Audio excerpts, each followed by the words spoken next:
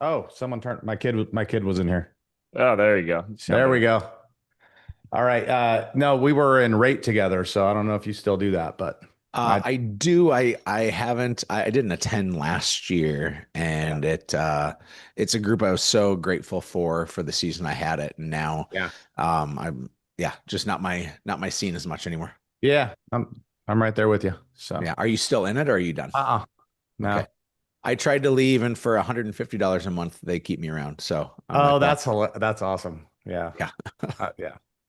Uh, they found someone here locally to fill the shoes, so sure. worked out in their favor. You guys look like an adorable couple in that picture. That's really Yeah, great. you like that? Yeah. And it's not AI. I can add that actually does look like us. So that was a real pick. I love it. Yeah, so Eric, just so you know, in 3 minutes, you're going to see a lot more people jump on.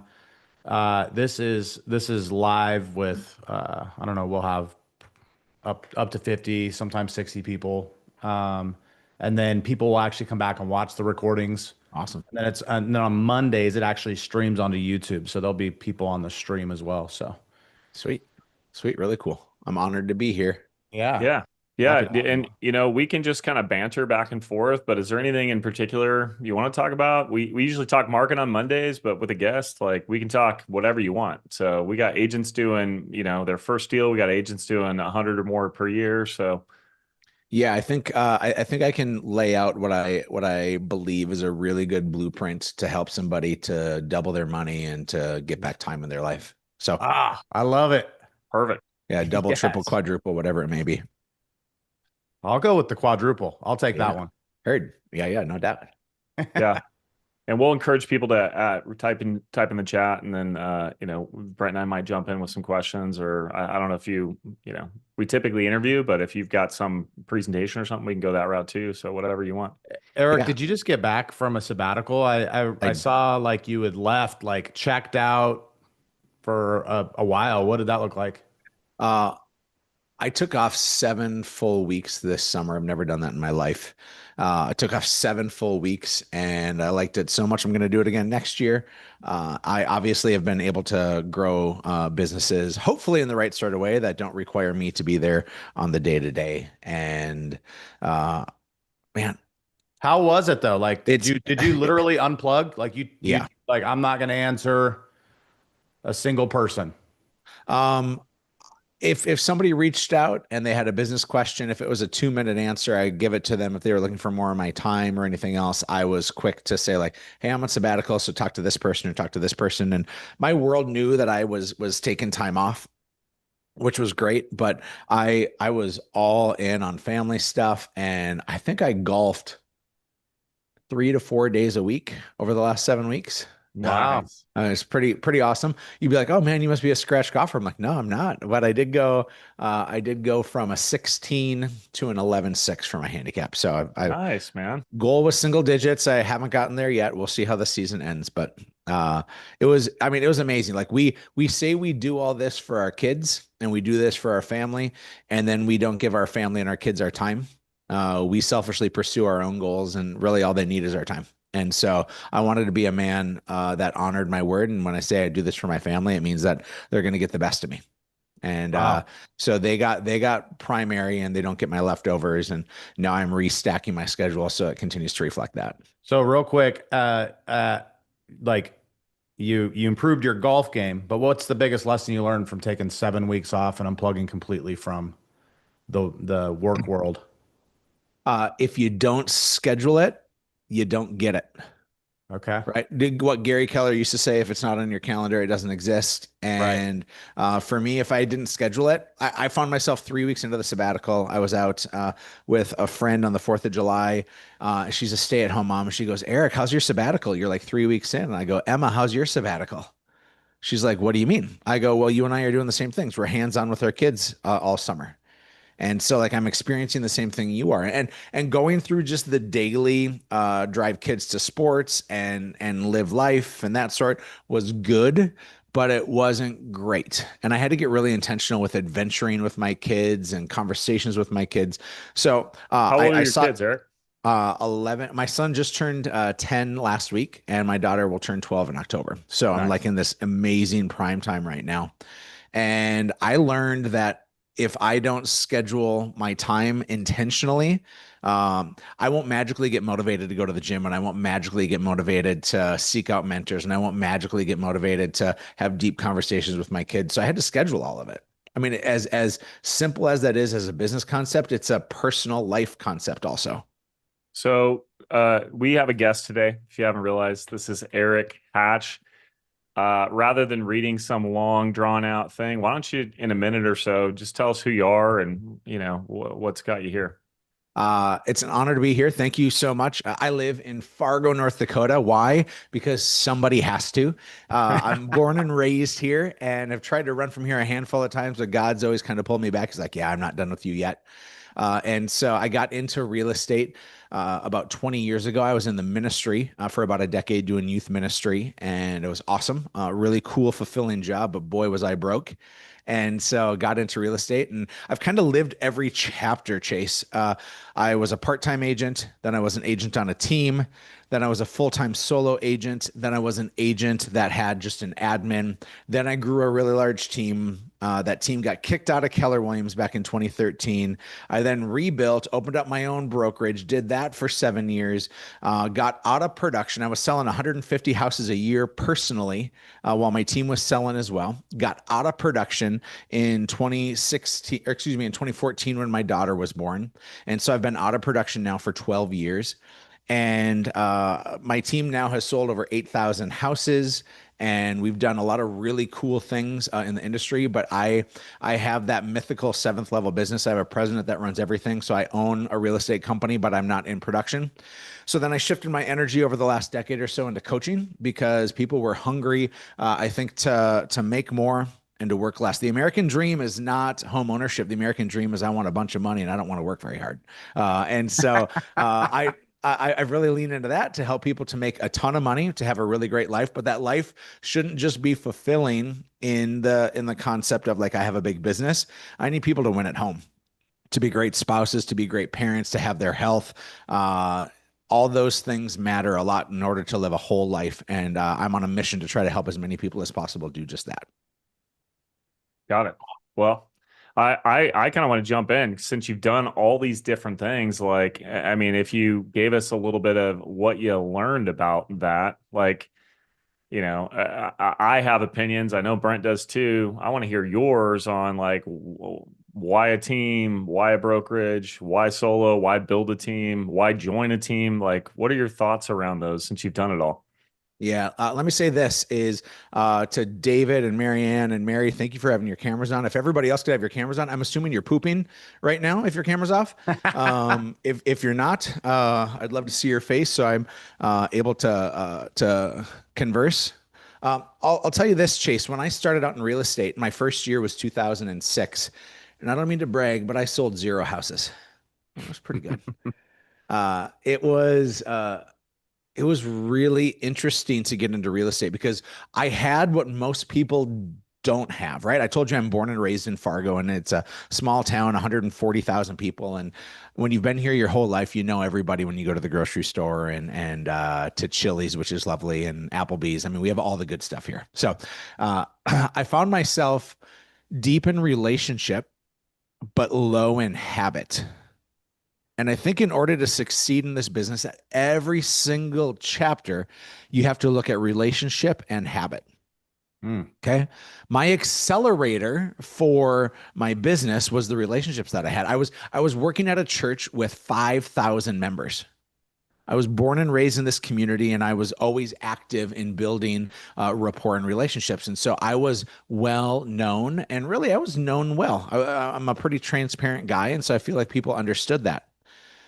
But I expected magically, because I had relationship, that it was going to breed and bring to me a really great real estate business. And it didn't. It didn't until I matched habit with that. And the habit, especially for those people who haven't reached their goals yet. By the way, if you haven't reached your goals, I want to give you what I think is the clearest way to stare at it. I want you to draw a triangle. If you're taking notes, I want you to draw a triangle right now. And on the left side of the triangle, I want you to write the word skill. On the right side of the triangle, I want you to write the word effort. And on the bottom of the triangle, I want you to write the word opportunity. All of these are the habit triangle. Okay, so habit can go in the middle, and then you have skill, effort, and opportunity if you drew that out. I remember, We can do that. thank you, Brent. Is that what you're saying? Yeah, yeah, absolutely. Absolutely. Perfect. All right. Um, some of us are products of the COVID market, and the game was fun. The game was easy. Fish were jumping in the boat, and we thought that we were great fishermen. Uh, and then things obviously have been harder. If you don't know, 23, 4, 5, and 6 are the four most difficult, challenging years in real estate that we've experienced since the mid 90s for number of transactions sold. And there's, of course, twice as many realtors and like all the things. And so what I find is I find sometimes that I've met my world with excuses, right? When I really started getting cooking in real estate, it was the 2008 market crash. And so it was easy to blame a lack of opportunity. But when COVID hit, it was like a bunch of little fig trees that we had to chop down. It's a bunch of fig trees. And now it's redwood trees. We actually still have a very, very lush forest. My wife went to the redwood forest in California last year, and she sent me a picture. My wife's this like 5'10" beautiful bombshell, right? Because I'm good at sales. And so she's standing next to these trees, and she looks absolutely tiny. It's like, oh my gosh, these things are monstrous. Like there's still a forest full of trees, absolutely, positively full and lush of trees. We just have to get a just sharp. so I'm clear, what you're saying is the fig trees in 2020 and 2021, easy to cut down, easy to get to the bounty. You could pull them out of the ground, right? Yeah, you could just yank them. And now you're saying redwood trees, as in like you got to take a lot more wax, you got to do a lot Yeah. more work to get the bounty. 1,000%. Like, Okay. well, so what we have to look at is we have to look at skill and effort, Mm. right? We go back to it and we say, well, is it skill or is it effort that we need to do? Because I know a bunch of people that are showing up every day and they actually have the habit of swinging an axe 100 times. I'm going to have 100 conversations or 100 outbound attempts. I'm going to do this, do this, do this. But their axe is so friggin' dull. Yeah. It's like trying to knock down a redwood tree with a sledgehammer. It's irresponsible. It's not the right way. Yeah. There's this old tale that talks about how there's two men that go to work at 8 in the morning, and their job is to chop down trees. And when the day is over, they look to see who's chopped down the most trees. And the guy who starts at 8 and finishes at 5 chops down like 10 trees a day. But then there's the guy who starts at 8 and stops at noon, comes back at 1:30 and finishes at 5, and he chops down 20 trees. And the question is, how is this other guy chopping down so many more trees? Well, it's because in that 90-minute lunch break, he goes to sharpen his axe. And I hate to tell you, Brent and Chase is probably the more seasoned agents that are on here. Like we as OGs, old folks who've been doing this for a long time, we think we're still swinging a sharp axe. And realistically, it has dulled itself out over the months and the years because every little nuance piece matters right now. And until we have the habit of practicing daily, which is sharpening our axe, and until we have the habit of taking the right number of swings, we won't ever chop down the trees based on the opportunities that present themselves today. What's interesting about what you just said is even if you're seasoned and you've been doing this a long time, if you forget to sharpen your axe, if you forget to practice and you forget because the market is ever changing, the way we sell real estate evolves, and so you could fall into the same exact trap even if you're seasoned. No doubt. I mean, if you've met your goals for the last year or two, again, feel free to mute me and just appreciate the eye candy that I bring today. But for the rest of you, I didn't meet my goals last year. And so it's skill, it's effort, or it's opportunity. You had asked originally, like, how did I start to build this and what does this look like? I had a massive transformation in my life that started in November of 2022. In November 2022, my business about collapsed. I lost, in 2021, my real estate team in Fargo, North Dakota sold 1,024 houses. We were the number I remember you posting that. I remember that. I mean, it was wild. Yeah. We were the number 35 real estate team in the country without Zillow Flex, without anything else. My per agent productivity for each of my agents, we sold 1,024 houses with 35 agents. Wow. So my per agent productivity averaged 30 deals per agent. I had 19 people on my team make a six-figure income on a real estate team in That's Fargo, crazy. North Dakota, where our average sales price at that time was $275,000. Like, we did the damn thing, right? And within 30 days, I lost half of my production in November of 2022. And the reason why is I mean, there's 1,000 layers to it, but I had other businesses I was running and chasing after, and we were dealing with a really hard market, and I became an unintentional deadbeat dad. And what I mean by that is, and I grew up with a deadbeat dad, so I certainly understand what that looks like. He wasn't around often, and when he was, he'd like try to buy me an experience or throw money at me to make me feel like I was valued and that I mattered, when all I really wanted was my dad, and all I really wanted was time. And I wasn't willing to give my team the time because I had other family members. I had other businesses that I was building, and a bunch of them resented that and left, right? There was a hard time and I wasn't there for them, and that's all on me. But I was in a difficult spot in my life as well. I hit a point on the scale, literally and physically and metaphorically and all the other ways, where I weighed in at 346 pounds. Now, I'm 6'2". I'm built like a lineman in the first place, and so I'm never going to be 180. But I found myself fatter than I ever had been. And the fatness of my body matched the fatness of my business, not the good kind of fat, the bad kind of fat, as well as my spiritual life and relationships that I had. And I was just absolutely crushed. And so I looked at my world and I'm like, how am I going to change this? And for me, whenever I start something in the physical sense, the rest of my habits follow suit. Right? If I can move my body physically, emotionally, I get caught up pretty quick.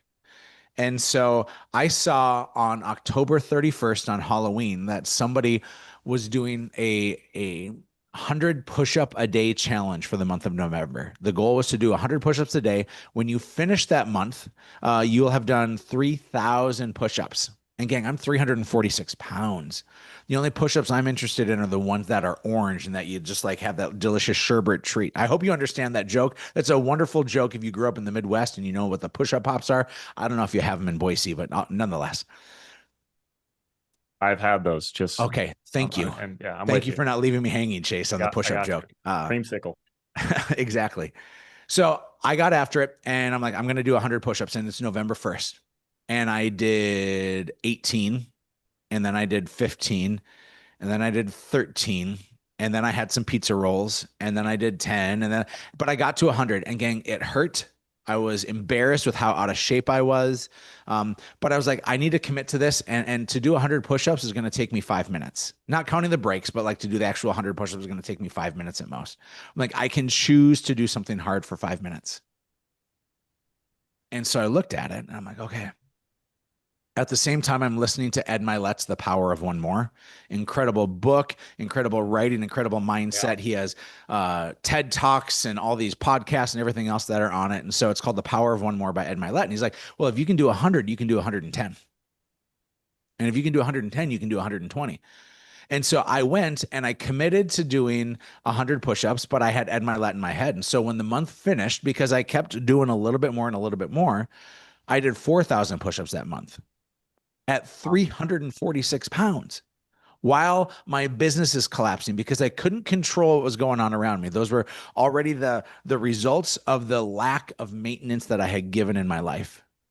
And so they say the best time to plant a tree is 20 years ago and the second best time is today.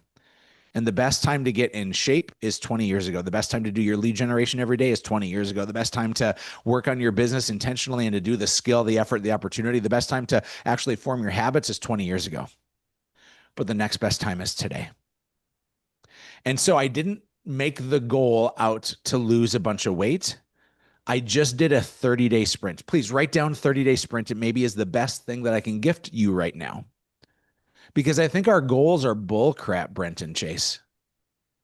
What happens is We set a goal of I want to sell 40 houses this year, but we don't ever change our habits. We don't ever change our skill and our effort in that short sprint. And so when halfway up through the year, August 24th comes up and we're like, well, I was supposed to sell 40, but I'm only at 11 right now. And we wonder how that happened. So do you think it's because it's so far off in the distance that we don't adjust our micro habits? Absolutely. Okay. 1,000%. We don't understand that a goal is hit by a 30-day sprint. Okay. That push-up challenge for me in November 22 changed my mindset on this, because I then went in the month of December and I'm like, I'm going to do 3,000 push-ups again. I just made another goal. But secretly, because I did 4 the previous month, I was like, I'm going to do 5,000 push-ups this month. And on December 19th, I did my 4,000th push-up. On December 19th, I was pacing ahead of schedule. I had done 280 on the 18th, and I did 350 on the 19th, and on the 20th, I blew out my shoulder. Oh, Because I actually found the limit. Most of us don't go anywhere near the limit. I actually found the limit. And so then I pivoted and I moved to sit-ups and I moved to planking and I moved to all these other things. Gang, fast forward 2.5 years, I lost over 100 pounds. Like I had big goals for my life, but the only way to get there is to look at a 30-day sprint and to figure out what am I going to commit to that's going to be uncomfortable. But it's not a lifestyle change. It was 5 minutes, dude. Like, but here's what I'm seeing. I wrote down your triangle, right? And it's skill, effort, opportunity, that all equals your habit, or habits in the middle. But to me, I would put an equal sign next to that and write identity. Because what happened is you became someone who identified as, someone who works out. Yeah. And so when you blew out your shoulder, a lot of people would just quit, but you now have an identity. Yeah. Like, this is who I am. I work out every day. Yeah. I love that you use the word identity, because I've had to rewrite my identity. I've had to take a different look to believe that I am the man of worth. When you're fat and out of shape and you're looking in the mirror, man, there's some negative self-talk that happens. And again, fat is literal or physical, right? Like if you're not hitting your goals, there's some negative self-talk that gets in there. But like I got that dog in me, and I got to be able to say that. So here's what it looked like is I just committed every month to a new 30-day sprint. And that was it. Now, I accelerated. I live mostly in the coaching world now. I'm privileged to have a coaching company, and the people I serve are ambitious builders, right? So if you want to build a big life, if you're trying to go after whatever it may be, if you're an ambitious builder, I think I can help you get there to make more money in less time. And the people that I'm surrounding myself with now are coming to me saying like, Erik, how do I get better? And I look at my world saying, Erik, how can I get better? And so what I do now is I practice what I preach, which is so rare in this world, is to actually practice what you preach. And so my lead generation every day is I make sure that I have at least 20 conversations a day. And it's really, really simple. Because sometimes we look at people who have big lives or have complex results. And I'm fortunate, if you missed the beginning of this conversation, I'm coming off of a 7-week sabbatical where I took off 7 full weeks this summer, and I still got paid for my businesses, and I still live this incredible life. And this year alone, I've traveled to Australia and Bali and Spain and Hawaii, and like I'm living a life I never dreamt possible. And the reason why is because it's based on one simple thing. It's my 30-day sprint, and my 30-day sprint that has been the last number of months has been, I'm going to have at least 20 conversations a day with people. And that's it. So Erik, let's back this up. You started with like you knew a ton of people and a ton of people knew you, but that did not equal business. No. So you talk about opportunity, effort, and skill. It sounds like you had a foundation of a ton of opportunity, and I think everyone on this call does.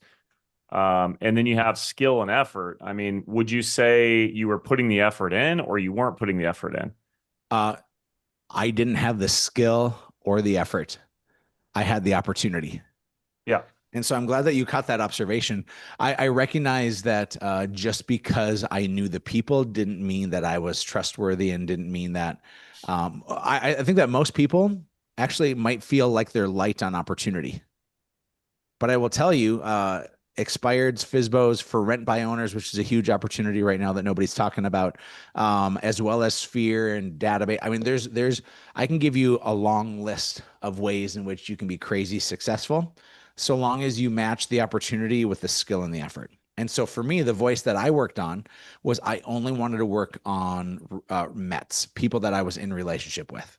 So when I was selling 150 houses a year while running my team, personally, I was selling 150 homes a year. It was all past clients in sphere of influence. These were all people that I was getting referred to, or people that I knew. And so what I did is I got really intentional with my language of how to appear to be trustworthy, right? I hope, of course, that I'm trustworthy, but I need to appear to be trustworthy. And that meant I had to be interested in them more than them being interested in me. Now, understand, when I post on social media, and I post a lot on social media, when I post on social media, that is meant to have people be curious about me, or interested, or laugh with me, or share in something aligned with me. But where I win is in the DMs, and that's what nobody sees. Where I win is in the cheerleading that I do of other people from their stories. Where I win is the messages and the galvanizing that I send out there all the time. So the skill that I had to develop was I had to make sure that people had eyes on me, and they remembered that I existed, and they knew that I was in real estate. And then I would have 20 conversations a day. That was my effort part. 20 conversations a day of meeting them in their DMs and sending them voice memos and video messages, and just cheering people on and inviting people to something in life. Now, let me tell you. Go ahead, Brett. I was just going to say what you said is really interesting. And I think I want everybody to hear this, because I think when people hear 20 conversations a day, they're thinking what scares them away from the first step is they're thinking I have to pick up the phone and call and talk to 20 different people.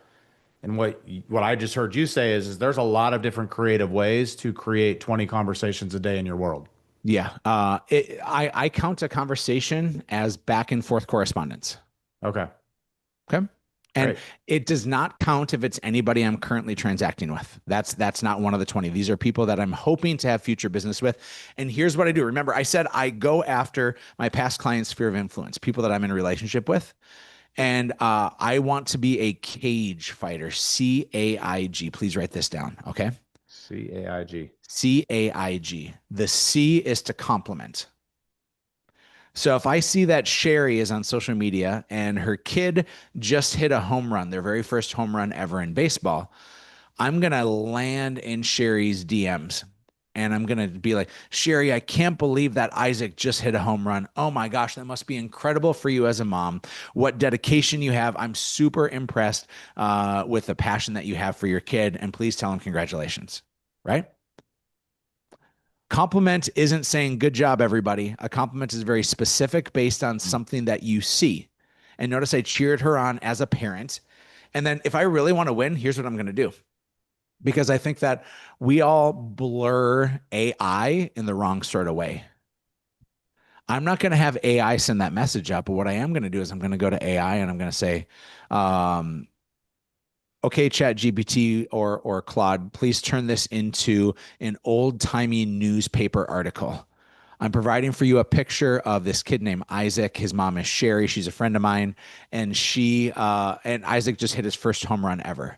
So please, like an ESPN commentator, write up an article that showcases how cool it is for Isaac to hit his first home run. He's 9 years old and he plays in Little League, and they live in Boise, Idaho, right?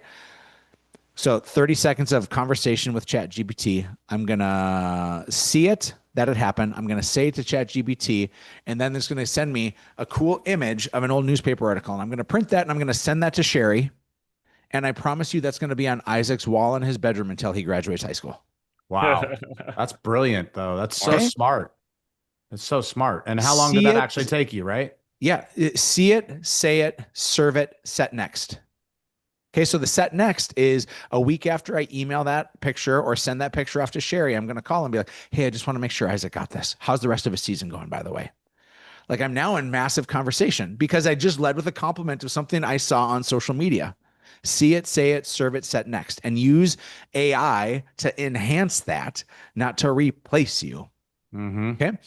So C is compliment on the cage fighter. A, I'm going to come back to this one because it's my favorite. The I is to invite. Why do we do client events? Why do we connect with people? Why do we, if I'm driving to David's part of town, I'm going to say, David, taking my wife on a date night. What 2 restaurants do I need to consider in wherever you live? Right. That's brilliant. I'm just asking for his opinion. I'm asking for his 2 cents, or I'm inviting him to a client event that I'm doing. Now, here's where we make a mistake, Brent, is we will mass blast our client event. Okay. I'm going to go on a heater here for a moment because I think that most people do client events terribly wrong. What we do is we start with one-to-many. I'm going to send out an email to 500 people saying, hey, are you excited for Thanksgiving? I know I am. We're giving away pies at our office the Tuesday before Thanksgiving. And if you want a free, delicious Costco pie that only costs you $7 and it's easier to go to Costco than to come to my office. But if you want to go get this incredible $7 Costco pie, all you need to do is click on this form here. And that's what we send out as our first invite. And we're like, I'm crushing my sphere right now. But what you did is you just transactionalized your sphere and you put them into this gauntlet of mediocrity because now they feel like they're just getting a spammed email. That spammed email should be step number 2, not step number 1. Here's step number 1. People want to feel one of one, not one of many. Mm-hmm. They want to feel 1,000%. Yeah. So here's what I do is I take my phone and I'm going to send a video message to David. And I'm going to say, David, dude, I was thinking about you because I know you're super busy. We're giving away a bunch of pies for Thanksgiving. And I'm like, man, I want David and his family to have one. If you're interested, reply back and say, yo, give me them deets. Or if you're not, tell me to go take a hike and I'll go get my steps in. But either way, I need you to respond because my follow-up game is strong. Okay. I love that. Let me break that down because this is so important for the invite. Number 1, please write this down. I swear to you, this will change your response rate from everybody in your sphere by like 5,000%, if that number even exists. It's gonna change. So number 1, video message. Number 2, address them by name. So they know it's not AI, so they know it's not just some generic video that you're sending out to everybody else. Number 3, I was thinking of you.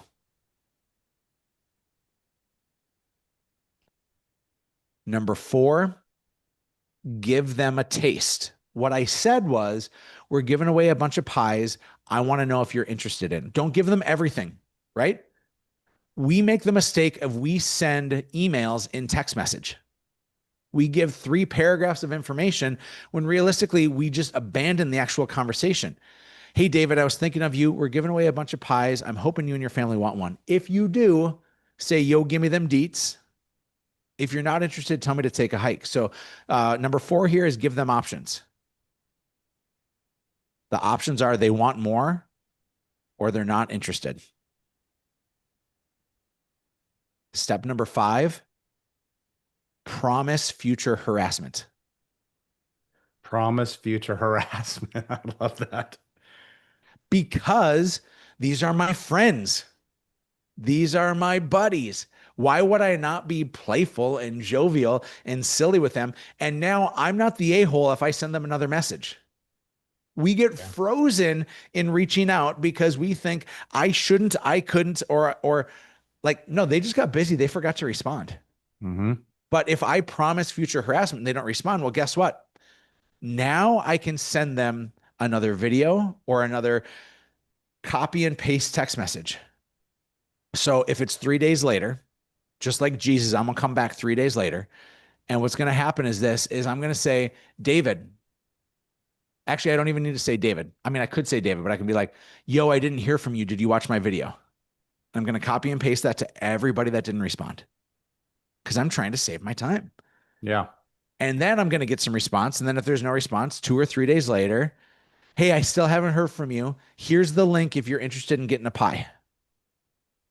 Like we got to layer and layer and layer this Yeah. thing like a Smart. delicious 7 layer Speaking burrito. of time, Eric, we're at 9:31. So you want to finish the G and the A real quick? Because I we've do. got Sorry, I yeah, thought we had an hour. We only have a half hour. Shame on me. I got so yeah, excited. yeah. Okay. You're all right. All right. So we're cage fighting. The G is gratitude. A reason to reach out to your sphere, no doubt, is gratitude. Hunter, you took a chance on me when I was just starting out as a realtor. And now my business is transformed, and I can't tell you how much that means to me.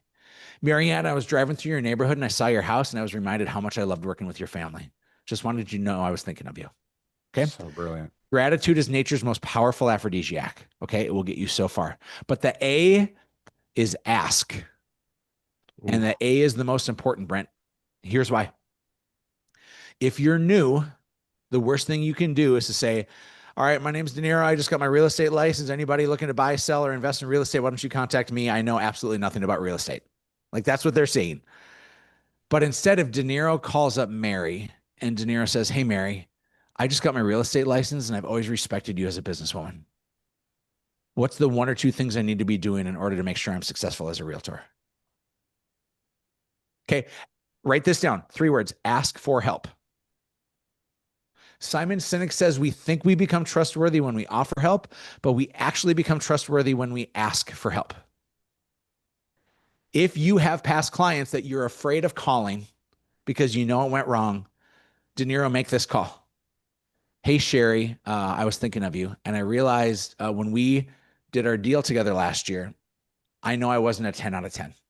I'd love your help to get better. What's one or two things I can do better or different so that I can make sure I continue? And what happens is Sherry's going to take De Niro from being this like frustrating, like person that dropped the ball to like, oh man, he's trying to get better.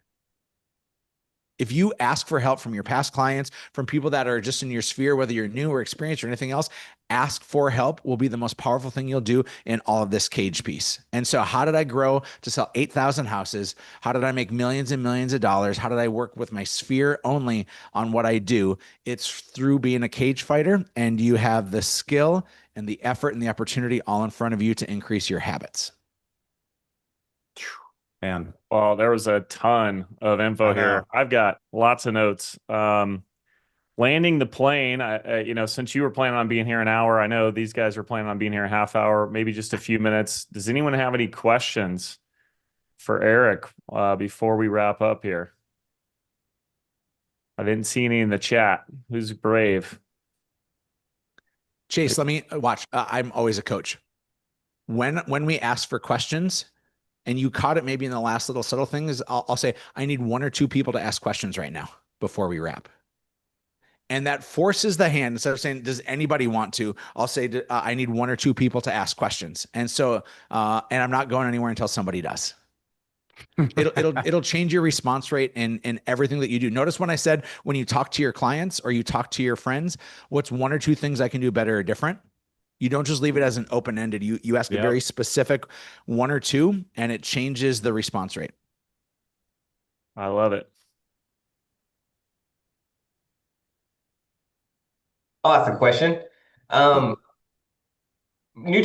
new agents always say like, hey, what's the number one thing that new agents make mistakes on? What is the number one thing seasoned agents make a mistake on?